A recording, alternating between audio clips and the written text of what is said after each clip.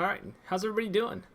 This is Kevin Augspurger, aka Jack Burton, and we are going to preview the 2017 NCAA Men's College Basketball Tournament, the Final Four tournament, if you will, whatever you would like to call it. It is the big dance, and it has started as of about 3.5 hours ago.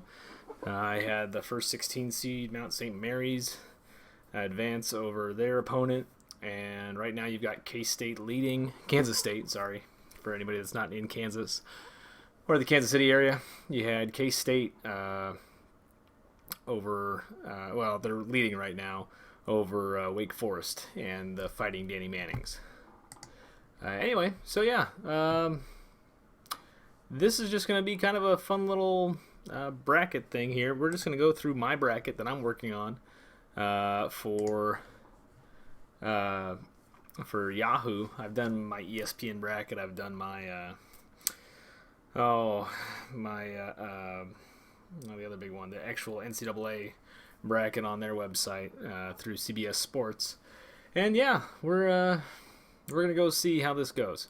I'm just gonna kind of take you through my picks, kind of take you through my train of thought on coming to these picks, kind of let you know what I've heard, what I kind of feel in my gut. And I'll kind of check back on these after the weekend, after all the games are over. We'll see how things go, and just kind of check back in. We'll see if I've done well, if I've not done well, and we'll go from there. So anyway, without any further ado, let's go ahead and get started. Let's make some picks here. Let's get into the nitty gritty. So first things first and foremost, I will tell you I am a diehard Kentucky fan. So if that bothers you at all, feel free to turn it off right now. I love my Cats. They are fantastic. They're awesome. We're having a lot of fun.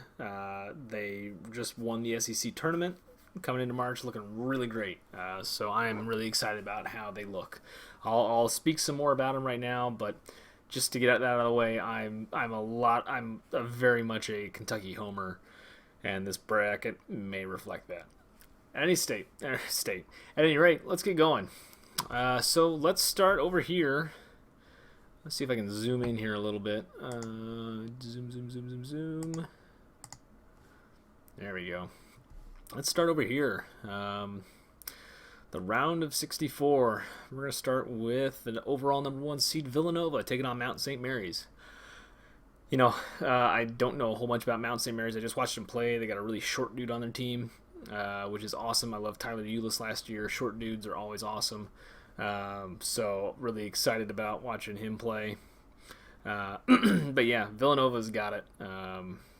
Villanova's definitely the one to go for. So let's go with Villanova here. Villanova.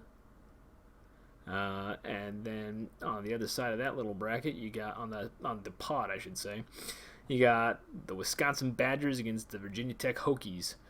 Well,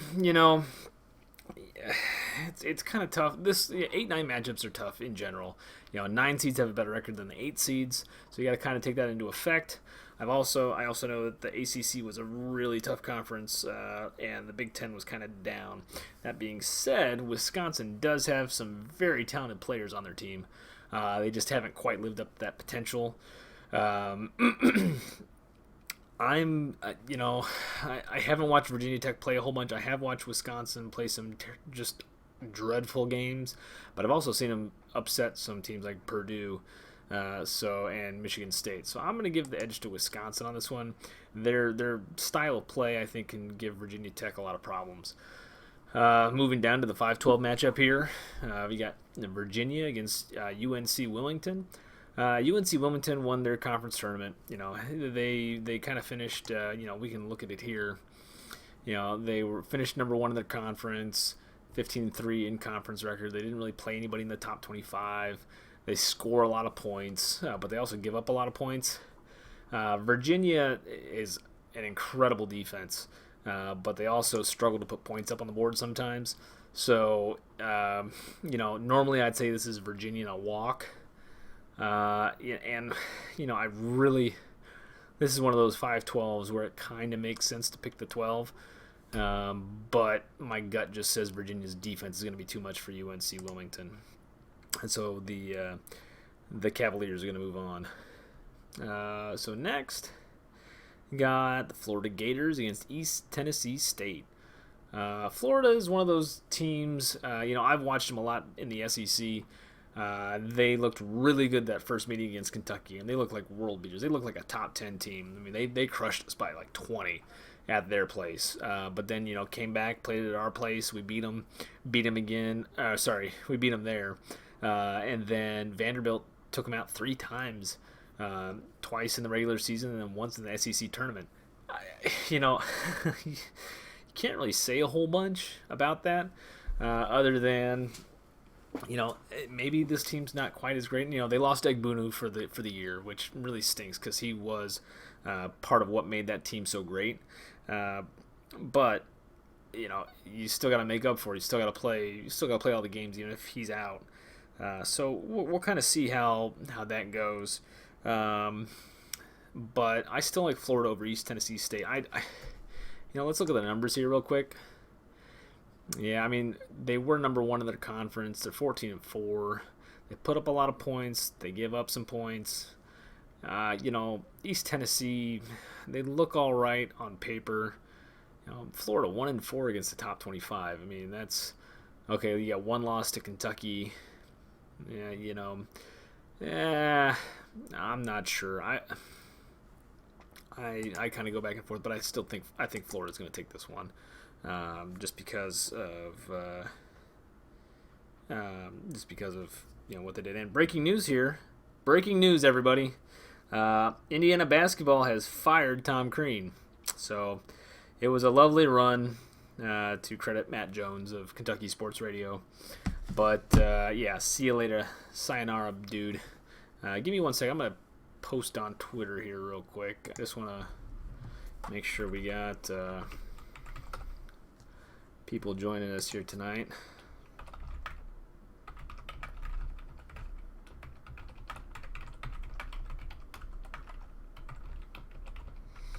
One second.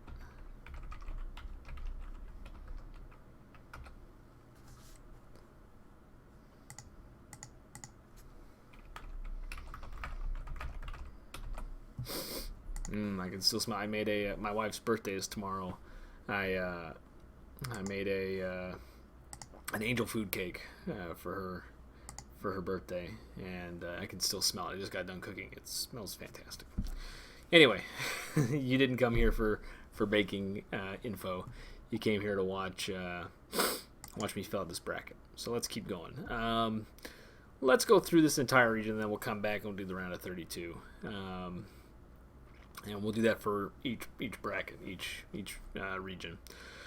So SMU, it's a lot of the recruits that Larry Brown got while he was there, even though he is no longer there, against the winner of Providence and University of Southern California tomorrow.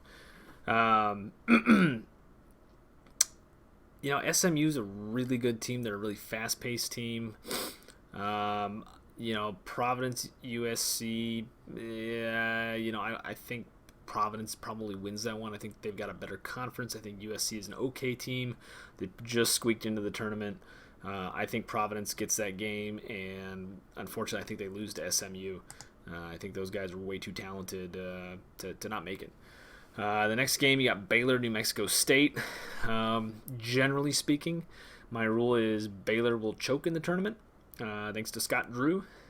He's a terrible basketball coach, and he can recruit like nobody's business, but he is just a terrible, terrible coach. That being said, he doesn't really get upset in the first round. It's usually upset in the round of 32 or Sweet 16 somewhere by a lower seed. And the New Mexico State Aggies, good team. They score. They're able to put up some points on the board. Baylor actually has some defense this year, so, I think Baylor just takes this one. I don't think it's going to be too much of a contest. Next, you got the 7:10 South Carolina against Marquette. You know, 7:10 matchups are pretty interesting. South Carolina's coming in. They have not played well their last 10 games. They lost to Kentucky. They lost to they lost to Arkansas in the tournament. They lost to wait, did they? Oh man, I'm trying to remember now. The smart money, or not the smart money, but the user picks is on Marquette, which I kind of get, but I still think if Sindarius Thornwell for South Carolina plays well, then nobody's beating South Carolina. I don't think Marquette can slow them down. So I'm actually going to pick South Carolina in this one, and we'll see how they do. Actually, you know what? Yeah, let's stick with South Carolina. Well,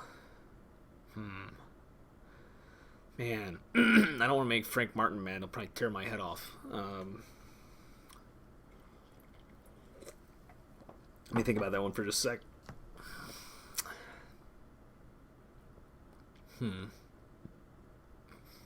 All right, let's go with Marquette. That's probably the better choice.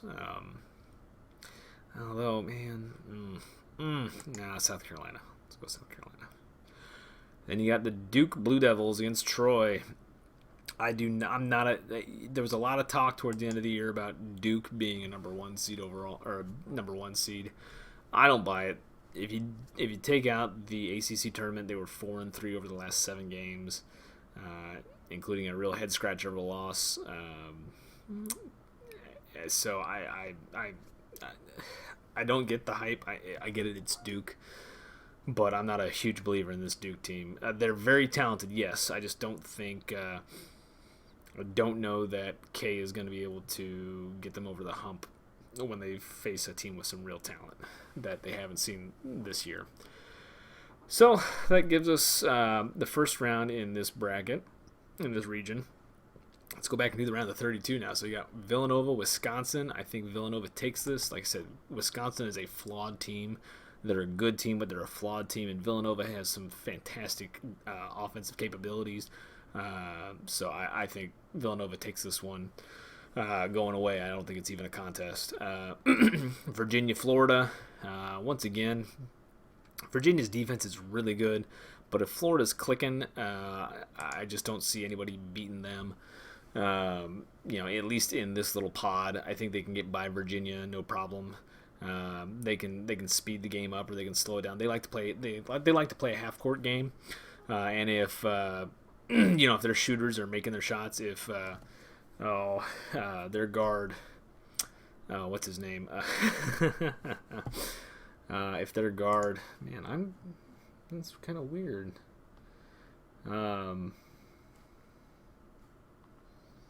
Yeah, if their guard is going off, there's not a whole bunch you can do to stop them. Weird. Oh well. If their guard's going off, there's not a whole bunch you can do to stop them. They're a very good team, and yeah, they will give Virginia some problems. I think it's a close game, but I think Virginia can pull it out. Next, you got SMU and Baylor. Like I said, Baylor is very susceptible in tournament to an upset, and I think this is actually one where they will be surprised by SMU's talent.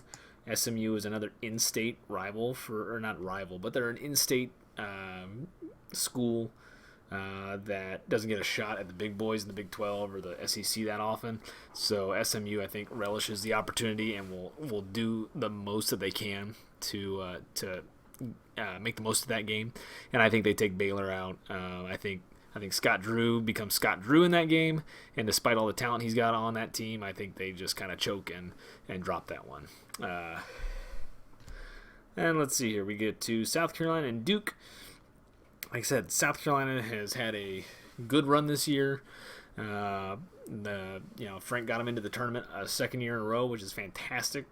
He's really turned that program around, and next year I think they're going to be even better. But this year, Duke just has too much talent. I think they overwhelm South Carolina. I could see maybe if they get hot, if Sindarius Thornwell can wants to showcase something. If he has a hot night, I could see them maybe squeaking by Duke, but for the purposes of this, I think Duke takes it. And that gives us our Sweet 16 for this region. Got Villanova, Florida, the 1 against the 4. And once again, I think Villanova, like I said, Florida's a good team. Florida's a very good team, but I think Villanova's even better. The Big East was a better league this year than it was last year. Still not great, but it's probably better than the SEC still. And I think Villanova takes this. I think Florida has a good shot at them, but Villanova just takes it in the end. SMU and Duke.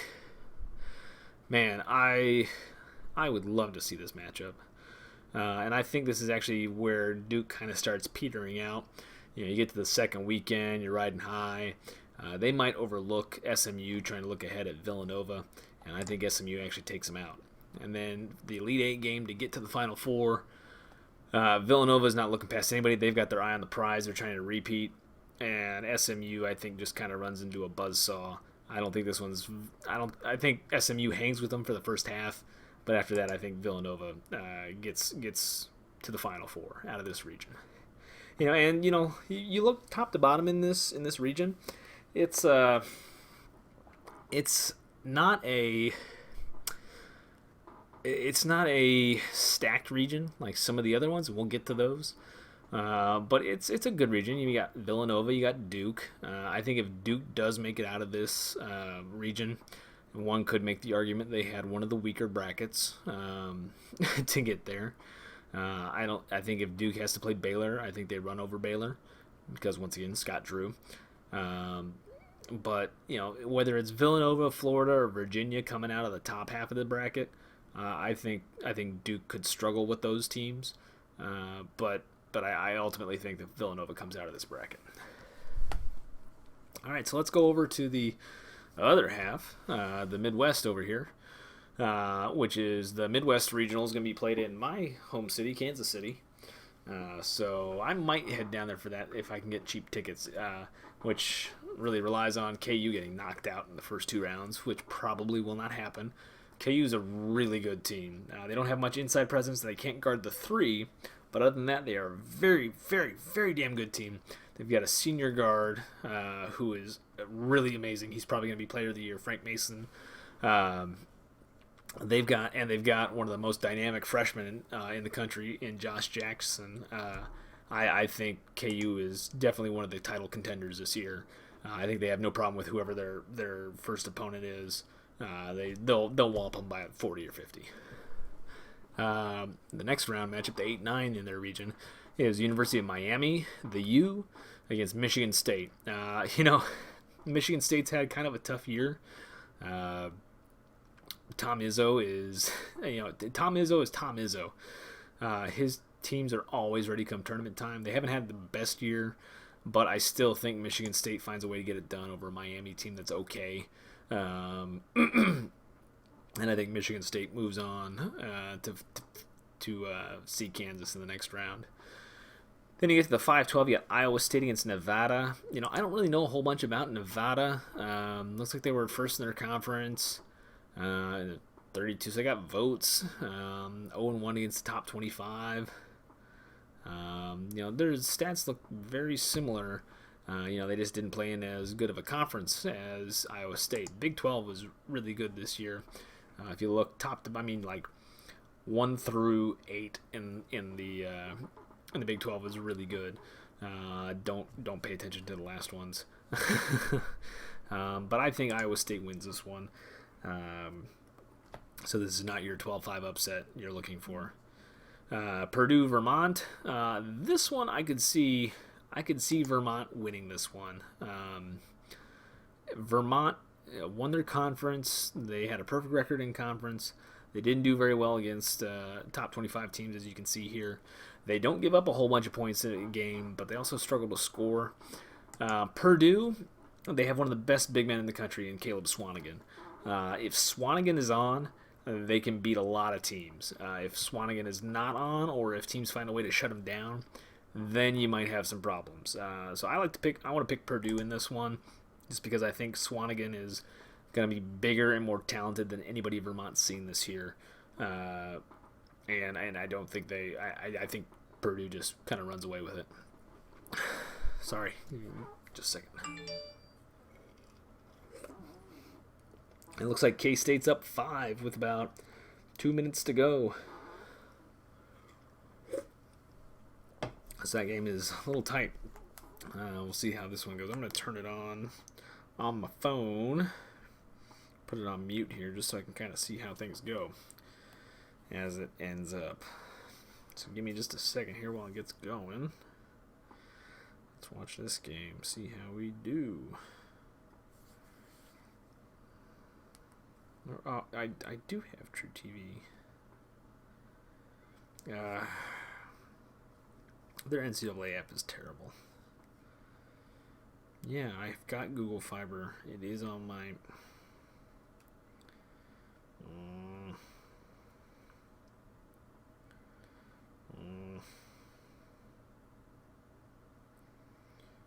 Yeah, that's what I figured. Okay. Let's watch. I've got True TV in my bracket.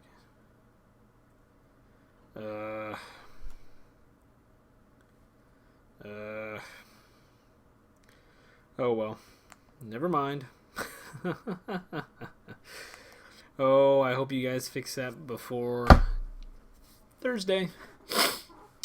Anyway, so let's get back to it. All right, so we got the 4-13. Purdue wins that game. Next one, we got Creighton, Rhode Island. Rhode Island's one of those sleeper teams. People say that Rhode Island could be a really good upset pick. They've beaten a 25 team this year. They don't give up a whole bunch of points, but they also don't score a whole bunch, as you can see here. They're actually ranked higher than Creighton. The Big East was a good conference this year. I actually kind of want to go with Creighton in this one, just because I know they've got some talent, and we'll see how things go. I would not be surprised if Rhode Island takes this one, but I think this one goes to Creighton. Moving on, got number 3 against number 14, Oregon. The Oregon Ducks against the Iona Gales. Oregon should have no problem getting by Iona. Oregon's a very talented team. They can score a lot of points in a hurry. I just don't see them having any problems with Iona. I think Oregon wins in a walk. Next up, you got Michigan and Oklahoma State. Oklahoma State's a good team. Looks like they barely made it into the tournament. They had a decent season. Michigan, man, you talk about a run. They are on one heck of a run. Winning the Big Ten tournament after their plane gets grounded and slides off the runway.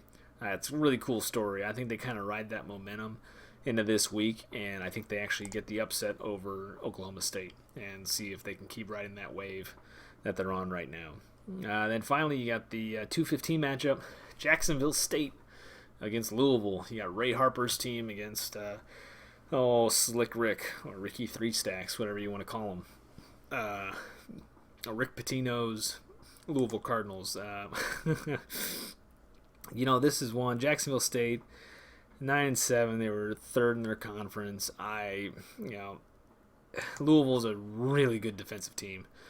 They can have problems scoring sometimes, but inside their guys have gotten a lot better. Their 21 feet of suck has turned into 21 feet of So I give the edge to Louisville. They're too good of a team this year, as much as it pains me to say that. That's the round of 64. Now you get to the 32, the last games of the weekend in this region, and you've got KU against Michigan State. Once again, I think Michigan State's had a great year, or a good year by Tom Izzo standards, considering what he had to work with. Miles Bridges, his freshman, if he comes back, he's going to be a star player next year. But I could also see him making the jump to the NBA. We'll see how things go. I still think KU just has way too much talent. They kind of romp Michigan State. It might be close at halftime, but I think KU's just too big. Or not too big, but I think they're just too good and too fast for Michigan State to keep up. It's going to be similar to that Kentucky-Michigan State game from back in November. And then you got Iowa State, Purdue. This could be intriguing. Iowa State likes to shoot the ball from outside. Purdue is a much more interior-oriented game with Caleb Swanigan. I think Purdue wins that one, and doesn't have. If Iowa State gets hot, that could be a close game, but I wouldn't be surprised if it's a blowout in Purdue's favor. So next you got the 3 against the 6, Oregon and Creighton. I think Oregon wins this one again. Once again, I think this is too much talent for Creighton to handle. Creighton, they were able to beat Villanova once, but I just think Oregon is too fast. They probably haven't seen any teams quite as fast as Oregon this year. And I think Oregon can take care of it. And, that's kind of contingent. This is contingent upon saying that the Pac-12 is everything it's cracked up to be. The top of the Pac-12, Oregon, UCLA, Arizona are really good teams. I just something on the back of my head says Creighton could win that one if they can get past Rhode Island. But if Rhode Island gets past Creighton, I might flip that in favor of Rhode Island and put them in the Sweet 16. But as it stands right now, I think Oregon goes to the round of 16. Over on the other half of the bracket, you got Michigan and Louisville. So here's something to keep in mind. These first 2 rounds right here, this pod is going to be played in Indianapolis. Guess who else is in that pod? That's right, Kentucky. Kentucky fans travel like nobody's business. And you know what? If Kentucky's playing on the Sunday, if they're playing on Sunday and Louisville makes it to this game, every single Kentucky fan is going to be rooting for Michigan. Nobody's going to be rooting for Louisville. So it's basically going to be a road game for Louisville.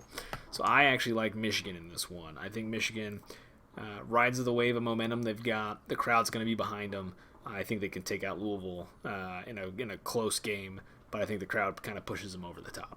I think they'll be very surprised by how much the crowd is behind them, honestly. Let's move on to the Sweet 16. KU, Purdue. This is where I think KU might start to have some problems, or their lack of interior depth starts to hurt them. Caleb Swanigan, once again, one of the best big guys in the country. I think he might actually prove to be too much for Landon Lucas, and Bill Self might have a hard time guarding him. I'm actually going to take Purdue in this one, see them get out of the region. And on the other side, the 3-7, I think Oregon finally ends Michigan's little Cinderella run. Once again, I think the talent kind of takes over there and takes them down. And then you get Purdue, Oregon in the Elite Eight for the Final Four. At that point, I think this one, you got half-court interior game versus a run-and-gun team in Oregon. I think Oregon kind of takes over at that point and does their thing. So I think Oregon makes it out of the Midwest in a very tough bracket, and we'll see if that shakes out. Probably not. We'll see how my picks do. I don't know, but best to my analysis, that's kind of what I'm thinking. So this is a good bracket. It's a challenging bracket to make it out of. I mean, KU is a very strong number 1 seed. Louisville is a very strong number 2. You could almost make a case for them being a 1 if they had done a little better in the ACC tournament. Oregon's a good 3. Purdue's kind of a okay 4. But I think that's a good top-to-bottom bracket. Should be challenging for anybody to make it out of. So with those set, let's move down to the West. We'll save the South for last. Give me a second. Let me take a drink here. If you're watching, feel free. Say something in chat. I am watching it. I'll take questions whenever. Make this a conversation. I'm more than happy to share my thoughts. As you can tell. So anyway, let's see here. see if that game ended first. So, see if K-State was able to hold off Wake Forest. Let's see here. 84-79, 2 minutes to go. 1 minute and 43 seconds. So, it's getting close. We'll see how that ends up. Keep checking on it. All right, so the West. Gonzaga, South Dakota State. So the Zags at probably at one point were the overall number 1 seed until they lost to BYU. BYU's an okay team, but if Gonzaga was a good team, they would have beaten them. That being said, I think Gonzaga is still a really good team. I just don't think they're quite as good as they should be, or at least as good as everybody makes them out to be. They play in a weak conference. They didn't really beat anybody. I mean, well, I take that back. They beat people outside of their league. You know, you can see, 5-0 against top 25. I just something about them. I think Gonzaga's got the talent, and I think they've got the coaching to make it to the Sweet 16, the Elite Eight. I just don't think they make it out of the region. I think it's the region is the other half of the bracket, and their half of the bracket is like they've got a very tough 4 and a very tough 2 for them to make it out. Then the 8-9 in that region, you've got Northwestern against Vanderbilt. Northwestern's first time in the dance. Awesome story. It's taken them a long time to get here. Vanderbilt, a team that is really on a heater too. I mean, they swept Florida 3 times. They had 2 very close games against Kentucky. They're a very good team. They're playing a lot better now than they were at the beginning of the year.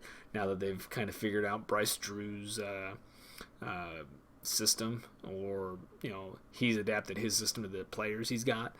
And I think Vanderbilt is not a team I want to see in the tournament if I'm Northwestern or Gonzaga. And that being said, I would normally pick Northwestern here. They're going to be riding a wave of emotion. But I think Vanderbilt takes care of business here, and I think they get to face Gonzaga in the next round. Next up, you got Notre Dame and Princeton. I kind of like this as a 5-12 upset. If it weren't for Mike Bray doing really well in the tournament previously, I think Notre Dame, they're a good Notre Dame team. They're not as good as they were probably 2 years ago, but I still think they're a good team. They're a solid 5 seed, and I wouldn't be surprised if Princeton knocks them off. But I think Notre Dame's got a really good shot. Next, West Virginia and Bucknell. Huggy Bears got a really good team. Had some head-scratching losses during the season, but I still think they're a really good team. They play defense like nobody's business, and they can run and gun if they want to. West Virginia, if they get hot too, they can shoot the 3. So I think that should be a really good test for them against Bucknell, a team that's they won their conference, but not great. Didn't really play anybody in the top 25, so it'll be interesting to see how they do. But I think West Virginia pulls that one off. Next, you got Maryland Xavier.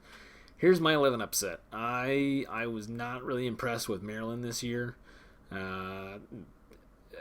They're missing a little bit over last year. They had a really easy schedule. They did not do well against top 25 teams in the Big Ten. The Big Ten was down, and they still just had a mediocre season. So I like Xavier in this one. Let's see here. Florida State, Florida Gulf Coast. Another upset alert, if you will. Florida Gulf Coast, Dunk City, Dunk U. I think Dunk U could definitely take out Florida State, especially with them playing an in-state rival, or not rival, but an in-state school. I think this game's being played in Orlando, so both teams are going to have lots of fans there. But I think Florida Gulf Coast kind of takes this one off. Florida State is a good team. I just don't know that Leonard Hamilton's team can pull this one off. I think they'll probably be ready for Florida Gulf Coast after the run they had 2 years ago. But I think this is kind of one where the bracket kind of breaks down. Moving on, St. Mary's against VCU. St. Mary's had a good year, but they could never beat Gonzaga this year. VCU, I didn't really watch them a whole bunch this year. Let's see what the stats are. It's kind of a pick 'em, according to everybody. They're both second in their conference. VCU allows a few more points than St. Mary's does. I mean, you know, I don't know. This one really is. I think this one's kind of this one is a pick 'em. I'm gonna go VCU just because I like to see the upset. I think the West Coast Conference, Gonzaga and St. Mary's is kind of overrated this year. So I like to see VCU take that one. And then finally, you got Arizona against North Dakota. Don't know a whole bunch about North Dakota, but I know Arizona's playing some really good basketball this time of year, and I would not want to play them at all. So that gives us the first round. Moving on to the round of 32, excuse me, second round matchups. Gonzaga Vanderbilt. I think Gonzaga is just too talented. They can beat Vanderbilt at their own game. They can play half court. They can play a big, strong game. Plus, with Gonzaga's big guy inside, I just don't think Perchewski. I'm gonna butcher his name, so I'm sorry. But I think with Gonzaga's big guy, I just don't think Vanderbilt has a shot. Then the next game, Notre Dame, West Virginia. Like I said, I like Bob Huggins' team this year.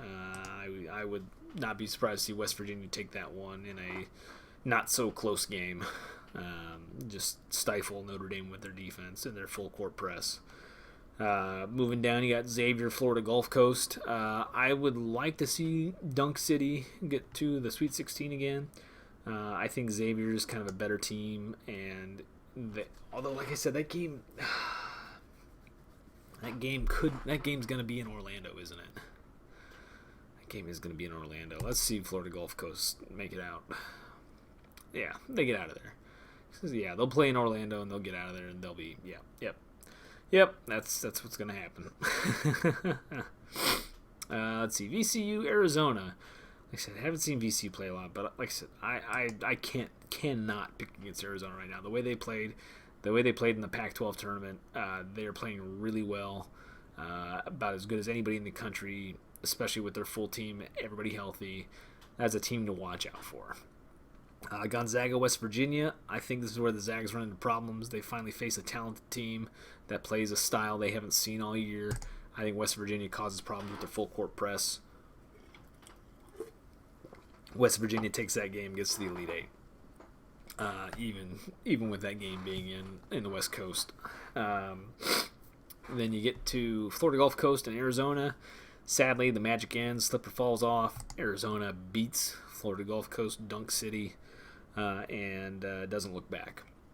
And then the final matchup in this region to get to the Final Four, Arizona against West Virginia, and I think as good as West Virginia has been playing, as good as they are defensively, I think Arizona is the more complete team, and I think they make it to the Final Four. So yeah, excuse me. The West region, I think this is probably the weakest region of all of them. Definitely the weakest one seed of all four. Excuse me. You've got the strongest two, or I'd say the second strongest two seed behind Kentucky in Arizona here. I think Florida State's a really weak 3, but I also think West Virginia is a very strong 4, probably the best of the 4 seeds. So this should be an interesting bracket. I could also see this being the bracket that most easily completely falls apart from upsets. So, we'll kind of see how things shake out. But I like Arizona coming out of this one. Some intriguing matchups there, though. And finally, South region. This is the group of death, if you will. If you're a soccer fan, you know what I'm talking about. This is the mother of all brackets. Yeah, almost every single one's a heavy hitter. I wouldn't want to see any of these teams in my bracket, and unfortunately, they are all in my bracket for Kentucky. So, could it have gone better? Sure. But, like everybody says, you got to play who's in front of you. And so let's start at the top and let's work our way down. North Carolina over Texas Southern. North Carolina is one of the most talented teams. They are definitely one of the favorites going into the tournament. Even though they lost to Duke in the semifinal for the ACC tournament, North Carolina is so talented. They are so good. I cannot bet against them on anybody. They can play defense. They can run. Kentucky beat them earlier in this year only because Malik Monk went off for 47 points. He's want to do that. So it can happen to fantastic teams. But North Carolina is really talented. If they're playing at their best, I don't think there's many teams that can beat them, if any. I like North Carolina there. The 8-9 matchup, Arkansas against Seton Hall. Seton Hall's a decent team.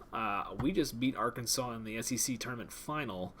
I think Arkansas is playing much better ball now than they were at the beginning of the conference season. They still have some head-scratching losses, but at the same time, I like Arkansas's style, the way they play, the 40 minutes of hell that Mike Anderson uses. That's a holdover from Nolan Richardson. I think a lot of smaller mid-major teams will have a lot of problems with that, and I like Arkansas getting past Seton Hall. Although, to be fair, I could also see Arkansas just coming in and laying a clunker out there and Seton Hall walking all over them. I think Arkansas does get past them if you hold a gun to my head. Number 5, Minnesota, or little Richard Pitino, and playing Middle Tennessee State. This is an intriguing 12-5. This is going to be my 12-5 upset. And it's not just because Richard Pitino's coaching Minnesota. Middle Tennessee State is a good team. They are 17-1 in conference. They don't give up a lot of points. They can score with anybody. They are a very, very good team. They're a dangerous team. I could see Minnesota overlooking them, but no buts. I could see Minnesota overlooking them and Middle Tennessee State getting that win and getting on to the round of 32. Next up, you got Butler and Winthrop. I don't really have a 13 over a 4 this year. I probably should. Maybe I'll go back and look. I just don't see any of the 13s that are really scary. Winthrop. The one thing I'll give in Winthrop's favor is that I don't think Butler is a fantastic team. I think they're a good team. They have beaten Villanova twice. So I don't think they're anything to scoff at.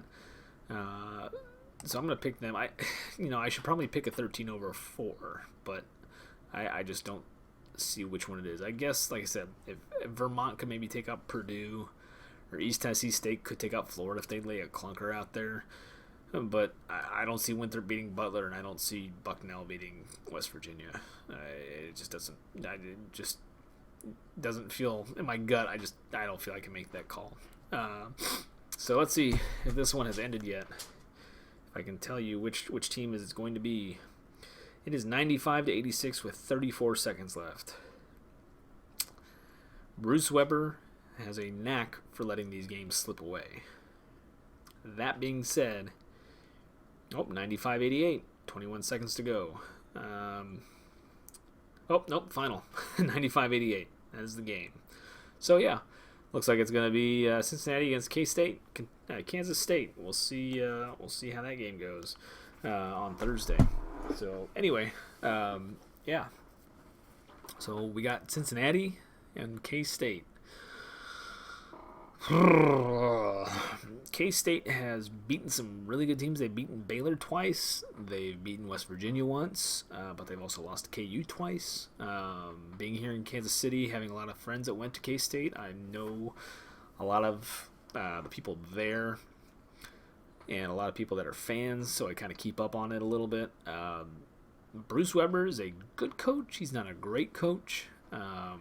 They've got a good team. They're not a great team. They just barely squeaked into the tournament. Mick Cronin has Cincinnati humming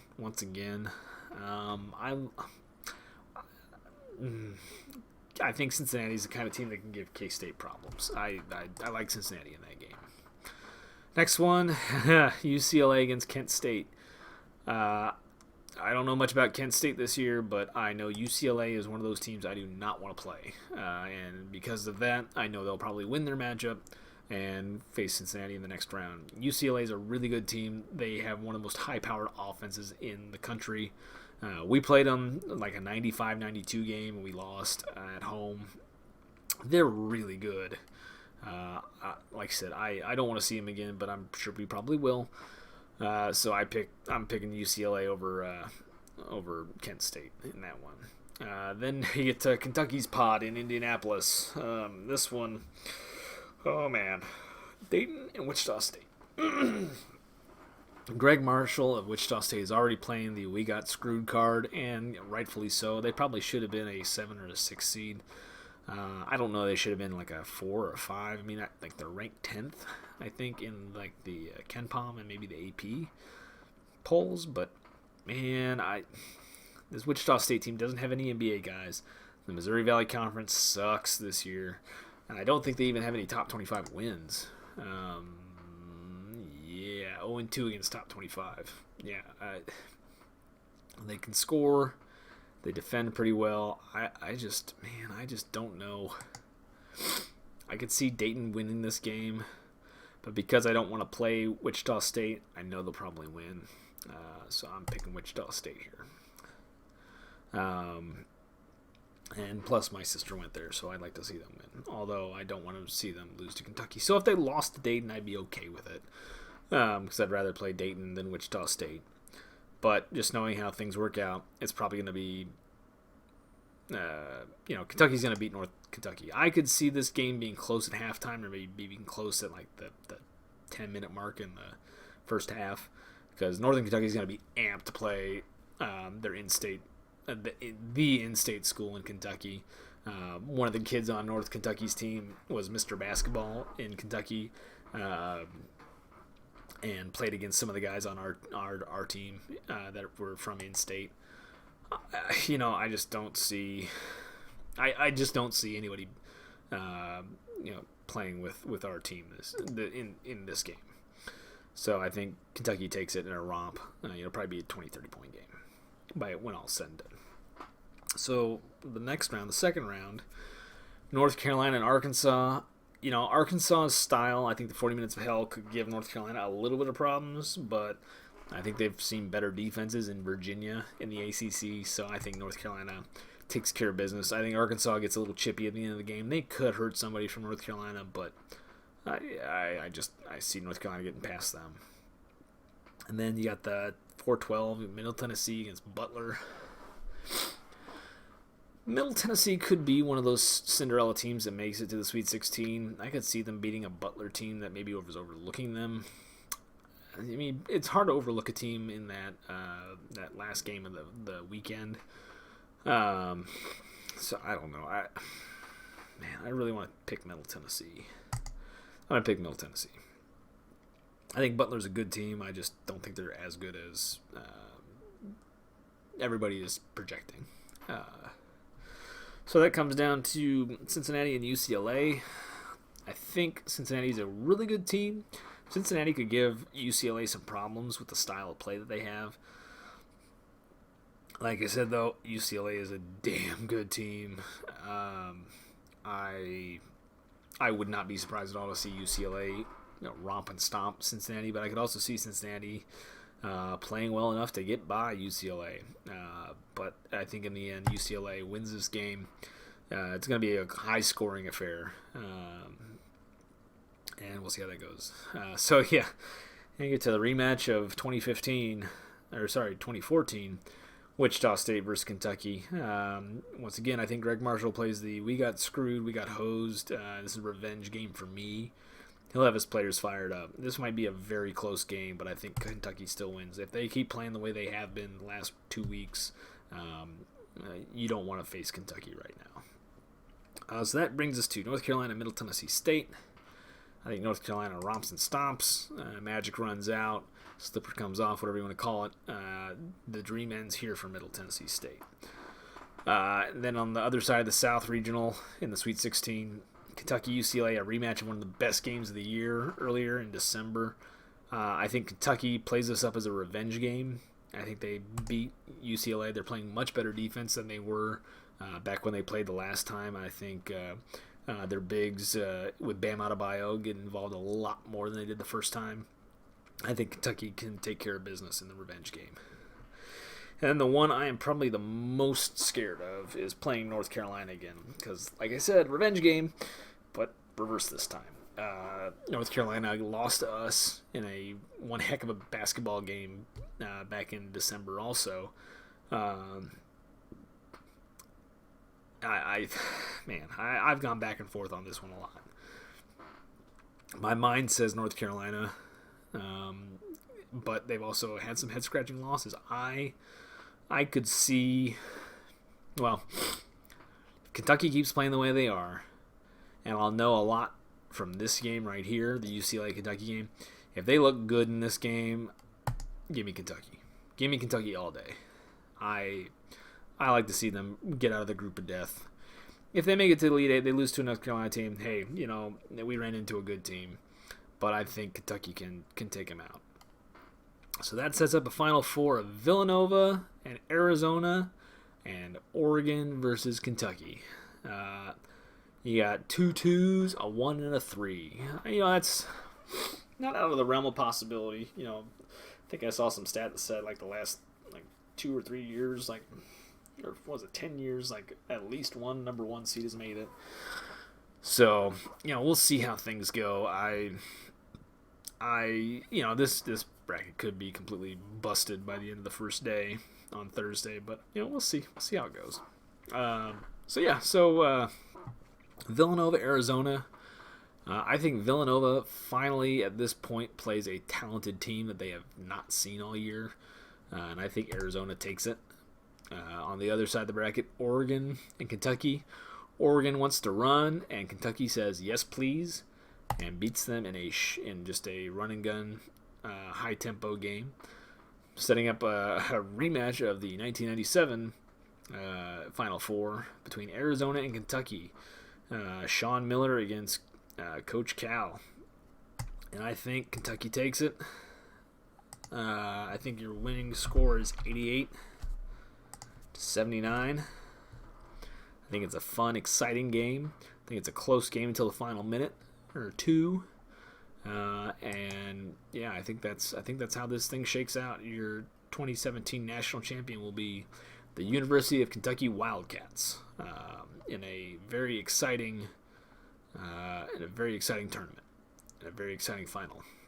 So yeah, that's pretty much everything. I know I had a lot of fun doing this. I hope you did too. If you have questions, if you have comments, feel free to leave them on the chat. If you like this video, if you want to see something else I've done, I've done these in the past too. Feel free to like and subscribe. But yeah, I'm really happy to do this. I love doing this. College basketball is my favorite thing in the world next to video games, as you can probably see by my YouTube channel.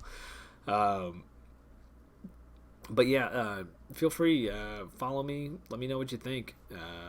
Yeah, so that's 2017. We'll check back, like I said, we'll probably check back Monday or Tuesday of next week, once the first and second rounds are done. Kind of check in and see how I did on this thing. It'll probably be completely shot. We can recap what happened a little bit, and then move on to previewing the Sweet 16 and Elite 8 matchups. Because I'm sure I will have at least 12 wrong. I'll probably have 4 left. Hopefully Kentucky is one of those. But anyway, thank you guys for watching. I hope you had a really good time watching. I had a lot of fun doing it. Save the bracket here. We are set. Sure, I will play the 0 to 60 bracket challenge. And yeah, with that ad, we will say see you later. Thank you guys for watching. Once again, this is Kevin Augspurger, aka Jack Burton. Please, take a look up there. Follow me on Twitter. Like and subscribe to my channel. All that fun stuff. So thanks for watching, guys. Really appreciate it.